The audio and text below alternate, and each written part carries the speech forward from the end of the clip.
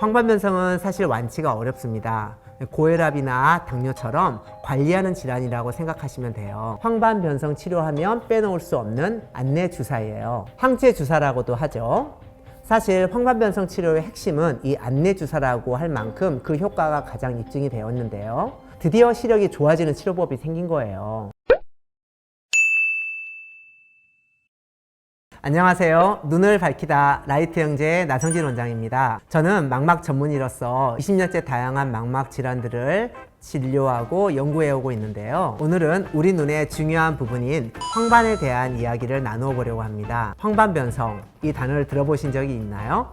황반변성은 우리 눈의 이 망막의 중심 부인 황반에 발생하는 질환으로 시력을 저하시키는 주요 원인 중에 하나인데요. 이 문제를 어떻게 해결할 수 있을지 알려드리고자 오늘 영상을 찍게 되었습니다. 특히나 요즘엔 다양한 치료제들이 개발이 되어서 뭐가 좋은 건지 헷갈리실 것 같은데요. 여러 종류의 치료제들을 정리해서 소개해드리고 마지막으로는 황반변성 치료 시에 꼭 아셔야 하는 내용을 알려드리고 마무리하도록 하겠습니다. 황반은 우리의 시력의 대부분을 담당하는 조직으로 망막의 중심부를 말하는데요. 황반변성은 말 그대로 황반이 변성된 것인데요. 빛을 감지하는 기능이 퇴화돼서 시력이 떨어지는 무서운 질환입니다. 노화, 고혈압, 흡연, 유전, 자외선 등 복합적으로 영향을 주는 것으로 알려져 있고요. 대표적인 초기 증상은 글자나 사물이 구부러져 보이는 변형시가 있고요. 점점 시력이 떨어지면서 시야에서 상대적으로 어둡게 보이는 또는 전혀 안 보이는 작은 부위가 생기기도 합니다.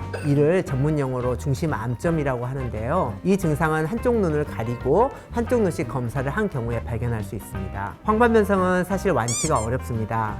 고혈압이나 당뇨처럼 관리하는 질환이라고 생각하시면 돼요. 먼저 황반변성은 건성과 습성으로 나눌 수 있는데요. 건성 황반변성의 경우에는 시세포가 서서히 위축되면서 시력이 점점 떨어지는 질환이고요. 아쉽게도 이것은 영양제로 진행을 일부 억제하는 정도로만 가능하고 아직까지 특별한 치료 방법이 없습니다. 반면에 습성 황반변성은 수일 또는 수주 안에 급격한 시력 저하가 발생하는데요. 시력을 회복시키는 치료 방법들이 있지만 진행 속도가 워낙 빠르기 때문에 그만큼 빠른 치료가 필요합니다. 2000년대 이전까지만 해도 황반변성이 진단되면 실명하는 것을 그냥 지켜볼 수밖에 없었어요. 그래서 할 수 있는 치료라는 게 신생혈관이 있는 곳에 레이저를 쏴가지고 그 근처를 다 파괴시키는 거예요. 그래서 신생혈관이 더 커지는 것을 막지만 문제는 제일 중요한 중심부를 다 파괴하기 때문에 시력이 치료 전보다 더 떨어지는 거예요. 그런 다음에 한 2000년이 되면서 광역학 치료라는 치료가 도입이 되었는데요. 이거는 선택적인 레이저라고 생각을 하면 돼요. 시력이 더 떨어지지는 않게 시력을 지킬 수 있는 치료법이에요. 광감각 물질을 팔에 주사한 다음에 레이저를 조사해서 비정상적인 신생혈관을 없애는 치료로서 정상 조직에 대한 손상을 피할 수 있어요. 벌써 이게 20년이 넘었는데요. 2000년대 내내 이 치료를 했던 기억이 지금도 생생하네요. 그러다가 2005년이 되면서 황반변성 치료에서 새 시대가 열리게 됐어요. 황반변성 치료하면 빼놓을 수 없는 안내 주사예요. 항체 주사라고도 하죠. 사실 황반변성 치료의 핵심은 이 안내 주사라고 할 만큼 그 효과가 가장 입증이 되었는데요. 드디어 시력이 좋아지는 치료법이 생긴 거예요. 대표적인 약물로는 아바스틴, 루센티스, 아일리아가 있고요. 최근에는 비오비와 바비스모라고 하는 치료제까지 개발이 된 상태입니다. 지금부터 하나씩 알려드릴게요. 참고하실 사항 두 가지가 있어요. 모든 안내 주사는 한 번만 맞으면 되는 것이 아니고요. 정해진 주사요법을 따라서 꾸준히 맞아야 시력을 유지할 수 있어요. 그래서 어떤 주사요법들이 있는지에 대해서 설명해 드릴 거고요. 두 번째는 습성 황반변성이 발생하는 간단한 원리를 말씀드릴게요. 습성 황반변성은 신생혈관이 생겨나고 그로 인해서 피나 물이 누출되면서 시세포를 파괴하는 것인데요. 황반변성을 눈에 생기는 암이라고도 하는데 암이 생기는 과정을 보면요. 먼저는 신생혈관이 생기고 이 혈관에서 산소와 영양분을 공급받아서 암 덩어리가 생겨요. 이처럼 이 신생혈관이 만들어지도록 신호를 보내는 것이 바로 혈관 내피세포 성장인자라고 하는 단백질이에요. 따라서 치료제들은 이 혈관 내피세포 성장인자를 차단하는 역할을 한다고 생각하시면 됩니다. 첫 번째 약물은 아바스틴인데요. 아바스틴은 혈관 내피세포 성장 인자에 대한 항체로서 여러 망막 질환에서 신생혈관이 생겨나는 것을 막아주는 역할을 해요. 처음에는 항암제로 개발된 약물인데 이 습성 황반변성 치료에 도움이 된다는 것이 밝혀지면서 2005년부터 황반변성 치료제로 사용하게 되었어요. 신생혈관이 생겨나는 당뇨 망막병증이나 습성 황반변성 치료 그리고 기타 망막 질환에서 널리 이용되고 있습니다. 이후에 설명드릴 주사들은 대부분 80에서 90만 원 정도의 고가이지만 건강보험 적용을 받으시면 10만 원 정도의 주사를 맞을 수 있는데요. 아바스틴은 건강보험이 적용되지는 않지만 비교적 저렴한 20만 원 정도의 비보험으로도 맞을 수 있는 장점이 있습니다. 약물 효과는 한 달 정도 지속되니까요. 오늘 내가 주사를 맞았다면 한 다음 달 이맘때쯤 해서 다시 치료 예약을 잡아두면 되겠다 이렇게 생각하시면 됩니다. 두 번째로는 루센티스인데요.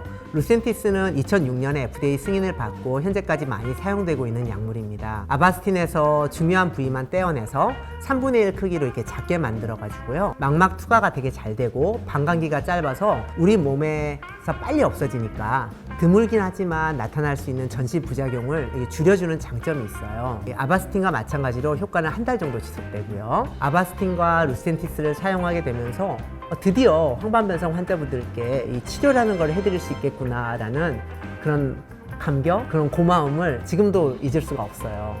그런데 두 약제의 효과가 한 달 정도 지속되니까 주사를 이제 자주 해야 되는 그런 불편함이 있어서 주사 횟수를 좀 줄일 수 있는 약효가 오래 갈 수 있는 그런 약물을 애타게 기다렸는데요. 드디어 효과가 더 오래가는 아일리아가 나왔어요. 이제 아일리아는 2011년에 FDA 승인을 받은 황반변성 주사제인데요. 효과가 보통 2달 정도 지속되는 것으로 알려져 있습니다. 아바스틴과 루센티스가 혈관 내피세포 성장인자 A에만 작용하는 반면에 아일리아는 A와 B 모두에 더 강하게 결합하고 더 오래 작용하는 것으로 알려져 있죠.